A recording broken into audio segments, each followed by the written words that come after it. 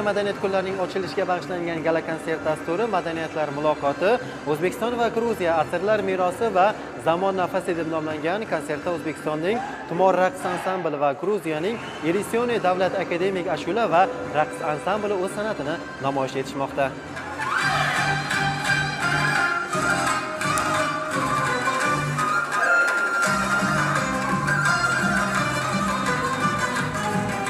So'nggi yillarda ikki mamlakat o'rtasidagi madaniy hamkorlik tobora kengayib bormoqda.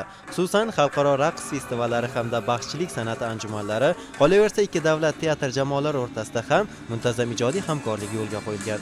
Ma'lumot o'rnida aytish lozimki, 2024-yilda Tbilisi shahrida O'zbekiston madaniyati va kino kunlari doirasida o'zbekistonlik san'atkorlar va raqqoslar ishtirokida gala konsert dasturi hamda milliy kinofilmlar namoyishi tashkil etilgan edi.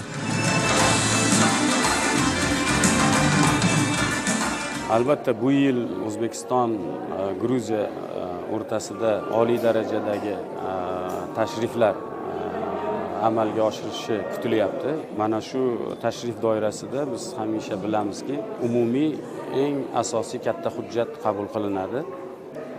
Demak, u hujjat ichida tabiiyki madaniyat sohasi ham o'z demak munosabatlarini aks ettiradi. Hozirgi bizni mana shu munosabatlarimiz esa umuman mana shu bugungi kungacha O'zbekistonni umumiy xalqaro maydondagi ochiq siyosati fonida amalga oshirilayotgan, ya'ni munosabatlarimiz. Gruziya madaniyat kunlari ikki mamlakat o'rtasidagi madaniy aloqalarni yanada mustahkamlash, san'atkorlar o'rtasidagi ijodiy munosabatlarni kengaytirish va milliy san'at namunalari bilan yaqindan tanishish imkonini bermoqda.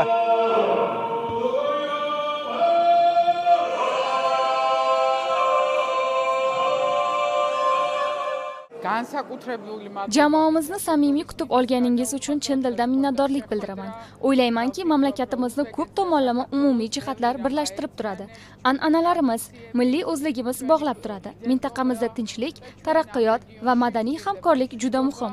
Madaniyat qalblarimizni birlashtiradi, insonlar o'rtasida iliqlik yaratadi va kelajakda bundan-da yaxshi bo'ladi deb umid qilaman.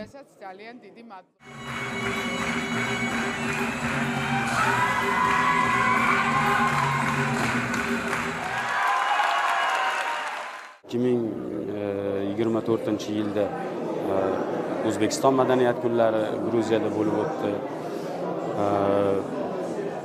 Mana bu yil O'zbekistonda Gruziya madaniyat kunlari tashkil etilyapti. Va shu orada yana bizni ta'lim muassasalarimiz, oliy ta'lim muassasalarimiz o'zaro munosabatlarini, qo'g'irchoq teatrlarimizni allaqachon o'zaro munosabatlari mavjud.